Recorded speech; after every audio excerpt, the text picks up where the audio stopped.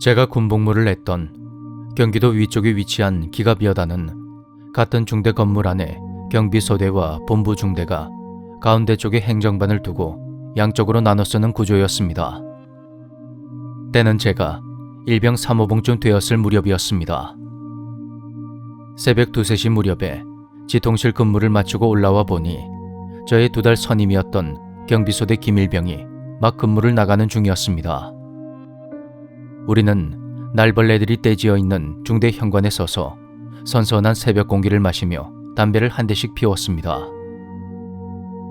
잠시 동안 이야기를 나누다가 김일병은 근무를 나가고 전 복귀하여 업무 보고를 마친 후 곧장 침상으로 직행했죠.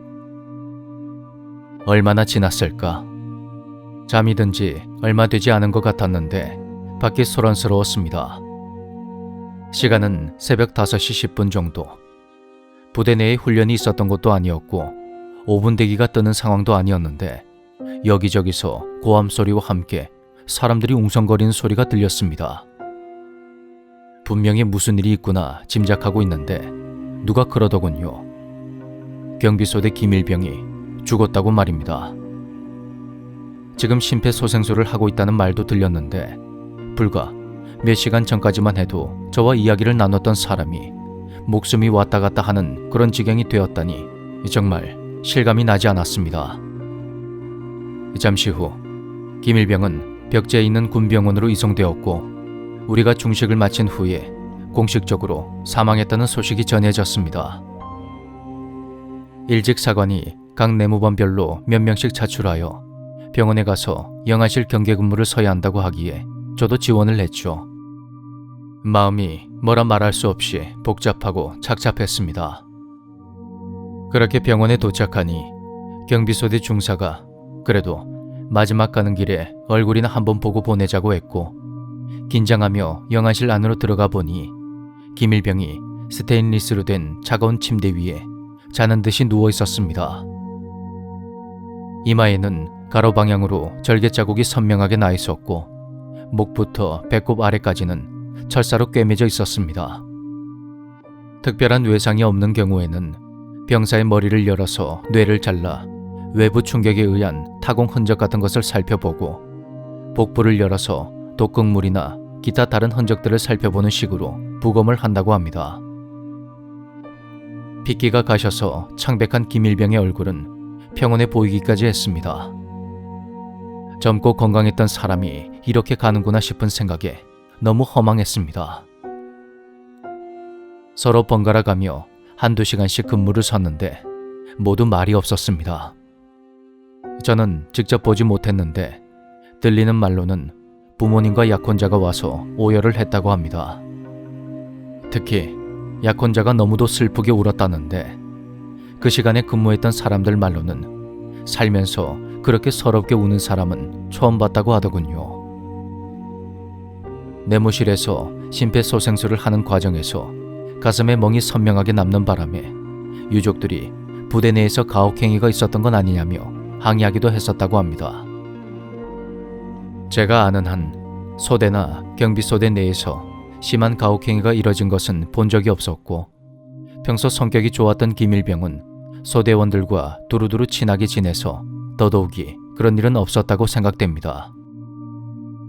아무튼 그렇게 김일병을 보내고 평소와 같이 부대 생활을 했는데 언제부턴가 경비소대 쪽에서 이상한 소문이 퍼지기 시작했습니다. 소문인 즉슨 경비소대원들이 곳곳에서 김일병을 목격한다는 거였죠. 정문에 위치한 경비관 옥상이나 부대 정문에서 전방 50m 정도로 쭉 뻗은 진입로 끝부분에 김일병이 부동자세로 서 있었다더라 하는 말이 나왔습니다. 그리고 경비소대 선임이 근무를 마친 후에 샤워실에서 얼굴에 한참 비누칠을 하다가 옆에서 인기척이 느껴져 한쪽 눈을 씻어내고 보니 김일병이 서 있었다는 말도 들었습니다. 부대는 공포영화 저리 가라는 분위기에 휩싸이며 한바탕 난리가 났고 다들 경비소대 샤워실을 한 번씩 기웃거리기도 했었습니다. 상황이 이렇게 되자 중대장은 타 소대나 기타 다른 중대에 김일병에 대한 이상한 소문을 내는 소대원들은 엄벌하겠다는 경고를 냈고 그 후로 표면상으로는 김일병에 대한 괴소문이 잠잠해졌습니다. 그럼에도 불구하고 두세 명의 대원들이 모이면 이번엔 누가 어디서 김일병을 봤다더라 하는 말이 끊이지 않고 있었죠. 그러던 어느 날 본부 중대 건물에서 홀로 12시까지 근무를 썼던 저는 돌아오는 길에 기이한 형체를 목격하게 되었습니다. 김일병은 아니었지만 저기 언덕 너머에서 하얗고 기다란 옷고름이 너울너울 움직이며 절 향해 날아오더군요. 그 모습이 마치 여성용 한복의 옷고름과 비슷한 느낌이었습니다. 저는 잽싸게 머리를 옆으로 돌리면서 곧장 뒤를 돌아봤습니다. 하지만 그 짧은 순간에 그것은 순간 이동이라도 한 것처럼 사라져 버렸습니다. 그때는 무서운 줄도 모르고 참 별일이 다 있다 하면서 복귀 신고를 하려고 행정반에 들어갔는데 이번엔 일직 하사와 일직 사관의 얼굴이 하얗게 질려서는 눈에 확연히 보일 정도로 온몸을 떨고 있었습니다. 왜 그러시냐고 조심스레 물어보니 일직 하사가 근무자 확인을 하고 다니다가 쥐사반 근처에서 목 없는 군인이 돌아다니는 걸 봤다고 하는 겁니다. 일직 사령도 부대 생활을 오래 해서 그런지 그런 내용을 알고 있었고 서로 그 사건에 대한 이야기를 하고 있는 중에 제가 들어갔던 거였죠. 짬도 안 되는 일병을 마치 구원병이라도 본 것처럼 이야기를 쏟아냈는데 이건 또 무슨 상황인가 싶었습니다. 확실히 김일병 사고 이후로 부대 내에서 이상한 일들도 많이 터졌고 그것이 대원들의 착시나 환영이었다고 해도 뭔가 기묘한 기운이 부대를 감싸고 있었던 건 사실입니다. 온갖 괴소문과 목격담들은 신기하게도 김일병의 49제가 끝나는 날을 기점으로 사그라들었습니다. 경비소대에서도 더 이상 김일병 목격담이 나오지 않았죠. 세월이 흐른 지금은 기억에서 많이 잊혀졌지만 가끔 김일병을 떠올릴 때면 언제 어떻게 될지 모르는 인생 열심히 살아야겠다는 생각이 듭니다. 고인의 명복을 빌겠습니다.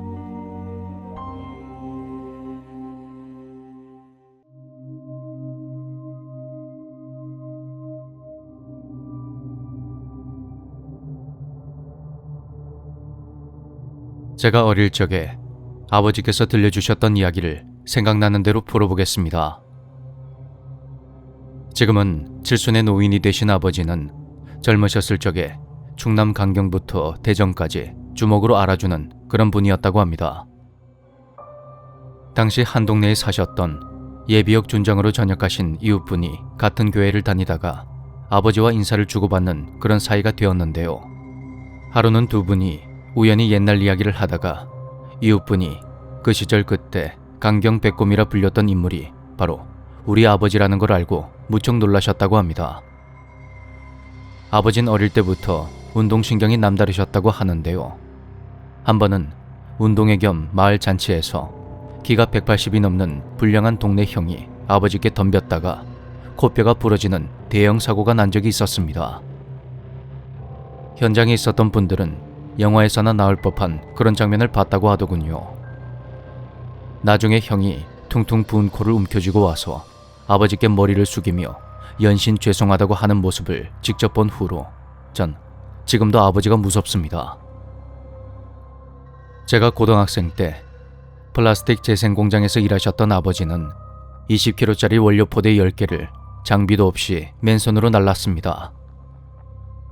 지금 돌이켜 생각해보면 6.25를 직접 겪으신 아버지 세대는 가족을 부양해야 한다는 일념 하나로 살아오시면서 그런 초인적인 힘이 발휘된 게 아닌가 싶습니다. 서두가 너무 길었네요.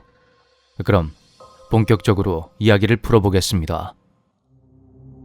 아버지가 국민학교 고학년이었을 때 석호라는 동네 단짝 친구분이 있었다고 합니다. 소위 밥을 먹고 사는 것이 힘들었던 그 시절 두 분은 배가 고프면 서로 네 집 내 집 할 것 없이 찾아가서 음식을 먹을 정도로 허물없이 친한 사이였다고 합니다. 그러던 어느 날 아버지가 저녁 무렵에 석호라는 친구분과 함께 다른 친구분의 집에 가고 있었다고 합니다. 그런데 석호야! 석호야!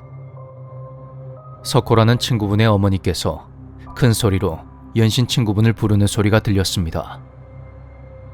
친구분의 집까지는 거리상으로 몇백 미터가 남은 상황이었는데 당시 무당이셨던 친구분 어머니의 기가 세서 그런지 아니면 목청이 좋으셨던 건지 아주 크고 또렷한 목소리로 친구분을 계속 불렀다고 합니다.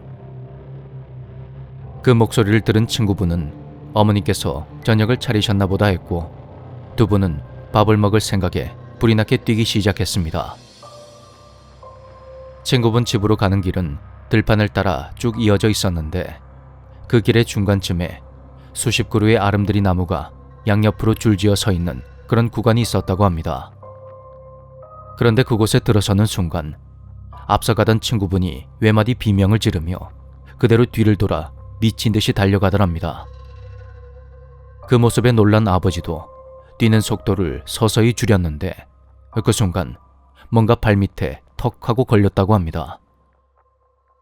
해는 이미 다 떨어져서 주변이 어두우거둑한데 그곳은 울창한 나무 때문에 더더욱이 어두워서 아무것도 보이지 않았다고 합니다. 그 자리에 멈춰선 아버지는 발에 힘을 빼고 그것을 툭 하고 밀었고 그러자 둔탁한 무언가가 확실히 걸리는 느낌이 들었답니다. 아버진 그것이 들쥐나 다른 동물인 줄 알고 힘을 줘서 툭 쳤는데 이상하게도 헛발질이 되더랍니다. 앞으로 몇 걸음 걸어가면 무언가 다시 발끝에 걸리고 발로 차면 허공에 헛발질만 하게 되는 상황이 몇 번이나 반복되었다고 합니다. 그렇게 가로수길의 끝 지점까지 닿은 아버지는 밝은 달빛 아래 유유히 움직이는 그것을 두 눈으로 똑똑히 보셨다고 합니다. 그것은 중형견 정도 되는 크기의 짐승이었는데 아주 새하얗고 고운 털로 뒤덮여 있었다고 합니다. 그런데 그것이 간단한 움직임만으로 높이 쌓인 볏짚 위를 오르락 내리락 하더니 엄청난 속도로 공중제비를 도는 등 보통의 짐승이 할 수 없는 현란한 동작으로 아버지의 혼을 쏙 빼놓더랍니다. 아버지가 그 정체불명의 생명체와 대치하고 있는 사이 동네 장정들이 농기구와 횃불을 들고 마구 소리를 지르며 달려왔다고 합니다. 그러자 그것이 마치 몹시 아쉽다는 듯 안광을 번뜩이며 아버지 주변을 빙글빙글 돌다가 순식간에 사라져버렸다고 합니다. 나중에 알고 보니 친구분의 어머니는 그때 볼일을 보신다고 외출을 하셔서 집에 안 계셨다고 하더군요. 동네 사람들은 그것을 불엿이라고 불렀다고 하는데요. 아버지는 친구분이 아마도 무당이신 어머니께 그런 생물의 존재를 미리 들어서 알고 있었고 그래서 가로수길에서 그걸 보자마자 도망친 게 아닌가 짐작하셨습니다. 그때 아버지와 친구분이 봤던 그 생물체는 도대체 뭐였을까요?